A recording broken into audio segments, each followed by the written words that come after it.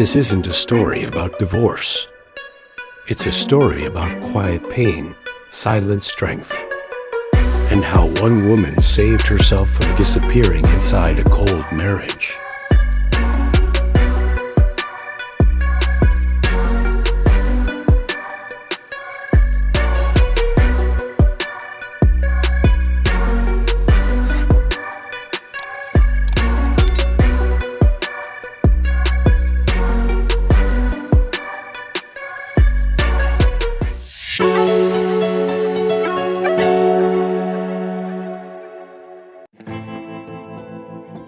Sometimes the person sleeping next to you feels further away than a stranger.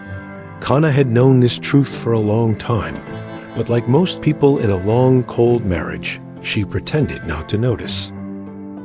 On the outside, she seemed to live a perfect life, a stable job, a home in a quiet neighborhood, and a husband who never raised his voice. But perfection is a performance, and Kana had been performing for years. Every morning, she cooked breakfast. Every evening, she cleaned up the quiet dishes. And every night, she lay beside a man who hadn't looked at her, truly looked at her, in what felt like decades. This wasn't about betrayal. There was no affair, no violent argument. It was something more silent, more suffocating, indifference. A love story that slowly stopped being written, but no one had the courage to end. Kana began noticing things she hadn't dared admit to herself before, like how her husband no longer asked how her day was, how he ate her meals without a word, how they hadn't touched, not even a gentle brush of the hand, for months.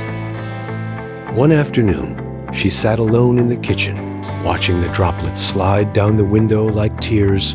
She didn't know how to cry. That's when she picked up her phone and called the only person who had ever truly listened to her without judgment. Melissa, her best friend since college, the kind of person who could sense pain through a text message. When they met at a quiet cafe later that week, Kana didn't need to pretend anymore. Melissa held her hand across the small table, a gesture of warmth Kana had forgotten could exist between people. That day, they talked for hours. About love, about expectations, about how women are taught to endure quietly. Melissa didn't give shallow advice or tell her to just talk to him again. Instead, she told her about Takizawa. He's a psychologist, Melissa explained. Not the kind who tells you to think positive and sends you home. He listens. He helps you see what you're really feeling, even the things you're too scared to say out loud. For the first time in a long time, Kana didn't feel hopeless. She felt curious. That night, she sat across from her husband at the dinner table. They ate in silence, as always. Halfway through, Kana put down her chopsticks. I'm going to see a psychologist. He blinked, as if waking from a long, dull dream. Why? Because I'm not happy, and I want to understand why. There was no argument, no dramatic refusal, just a quiet nod. And somehow, that hurt more than if he'd fought her. Later, lying awake in bed beside the man who had agreed so easily, Kana stared at the ceiling and wondered if her sadness had become invisible, even to him. But she had taken the first step that had to count for something. She thought of Melissa's words. You don't have to fix your marriage. You only need to fix yourself. Your happiness isn't something he gets to decide anymore. Kana didn't know what would come next, but for the first time in years, she was moving toward something, even if she wasn't sure where it would lead. And that tiny sliver of hope felt like a crack of light through a locked door. That night, Kana barely slept. Her husband's indifferent agreement echoed in her mind like a hollow bell. No questions, no curiosity, just a dull acceptance, as if he were agreeing to let her fix the washing machine. Morning came heavy, with gray clouds stretching across the sky. Kana moved through the house like a machine, sweeping the floor, washing dishes, wiping surfaces that didn't need wiping. Anything to keep her mind from spiraling. Then, the doorbell rang. Standing there was a man she recognized only from the photo Melissa had shown her. Takizawa, clean-cut, mid-40s, wearing a simple navy suit and carrying nothing but a leather notebook. His expression was calm, almost gentle, as though he had already anticipated every worry behind Kana's forced smile. Her husband was home, lounging on the sofa, pretending to scroll through his phone, but clearly eavesdropping. Kana felt the weight of his silent judgment press against her back as she led Takizawa to the dining table. At first, the conversation was light. Background, childhood, family. Small talk disguised as groundwork. Kana answered politely, cautiously. But slowly, Takizawa's questions dug deeper. What is the loneliest part of your day? The answer startled her with its simplicity. Evenings. When he's home, but it feels like I'm still alone. Takizawa nodded, jotting something down.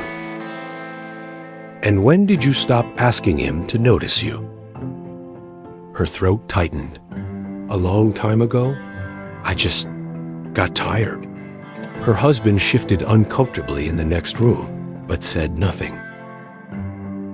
Takizawa didn't rush her. He listened, really listened, in a way that made Kana's chest ache. Here was a stranger who seemed to understand her silence better than the man she'd shared a bed with for years. You're exhausted because you've been carrying this marriage alone, Takizawa said, not unkindly. Love is heavy when only one person is lifting it. For a moment, Kana felt something crack open inside her. Not sadness, not anger, just clarity. Her husband was eventually invited to the table.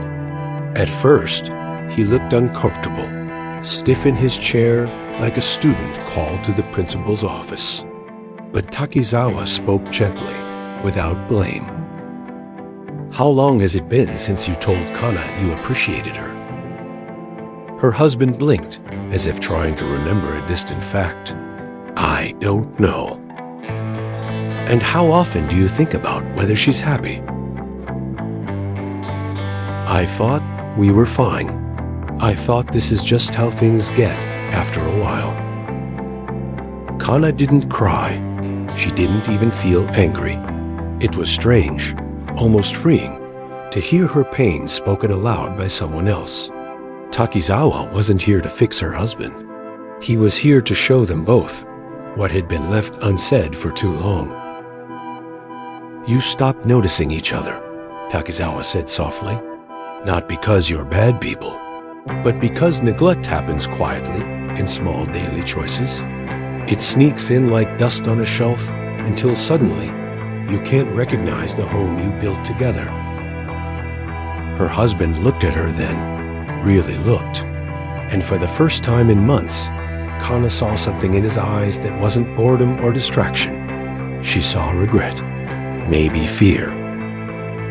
I didn't realize you felt this alone.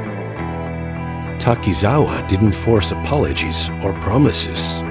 He simply offered tools, ways to listen, ways to speak without accusation, ways to rebuild trust brick by careful brick.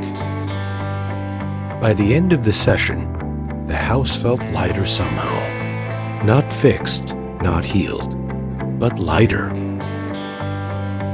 As Takizawa left, he gave Kana a small, almost conspiratorial smile. Come see me tomorrow, just you. We'll talk about how you can start putting yourself first again. Not for him, for you.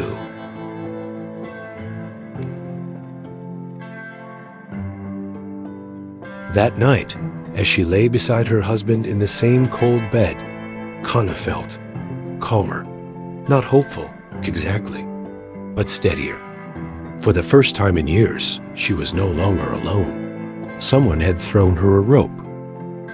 The next morning, Kana stood at the door and waved goodbye to her husband, just as she had done every day for years. But something was different now. She no longer wondered if he would look back. She no longer waited for some invisible sign of affection that never came. Instead, she felt light, almost relieved. Her second meeting with Takizawa wasn't as heavy as she'd expected. There were no painful questions this time, no hidden wounds to reopen. Instead, there was warmth in his words, a quiet encouragement that seemed to wrap around her like a soft blanket. They spoke about small things that day, not marriage, not heartbreak, but Kana herself, what she used to enjoy, what she had lost sight of, the hobbies she'd abandoned, the friends she drifted from, the simple joy she had convinced herself she no longer needed. For the first time, Kana didn't feel like a victim. She felt responsible for her choices, for her happiness, for her own peace.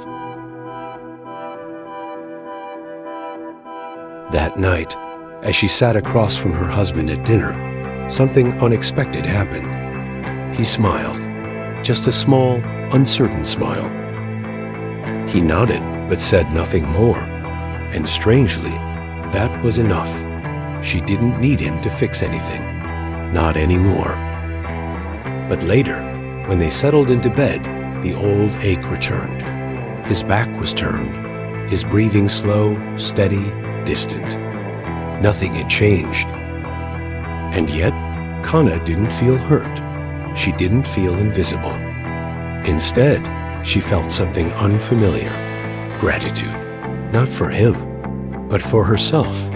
For the strength it had taken to seek help.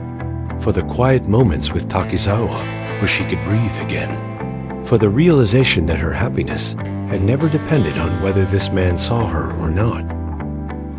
She woke up lighter. She dressed in clothes she liked, not ones chosen to fit someone else's expectation.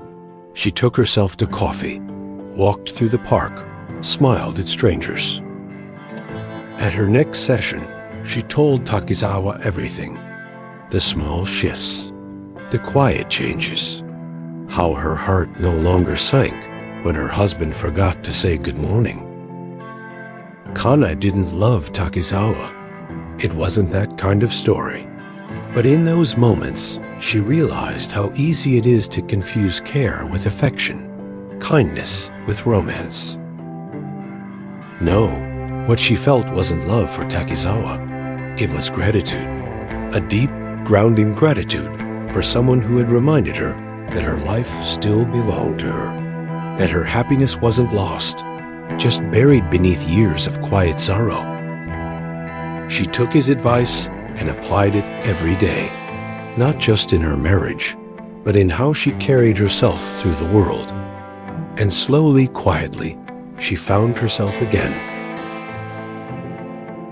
The days that followed didn't bring miracles.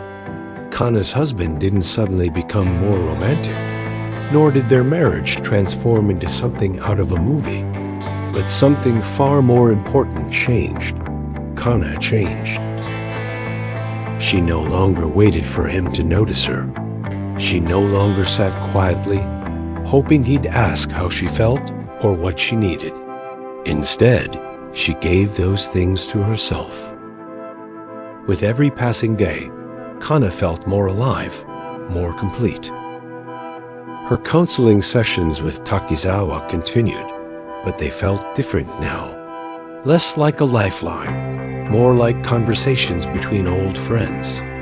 He never treated her like someone broken. He reminded her, gently, that healing is not about returning to who you used to be. It's about becoming someone new, someone stronger, someone honest. Kana smiled, not the shy, polite smile she used to wear like armor, but a genuine, radiant smile. Her husband noticed, quietly, cautiously. At first, he didn't understand. Her sudden lightness confused him.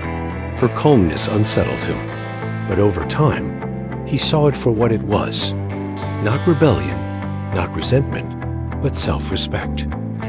Kana didn't cling to these gestures. She didn't pin her hopes on them, because she was already whole. Kana didn't see Takizawa much after that, not because she didn't value his guidance, but because she no longer needed him to hold up the mirror. She had learned how to face herself without fear. She found herself, and in the quiet strength of that discovery, she carried on, with or without anyone noticing. But she noticed, and that was finally enough.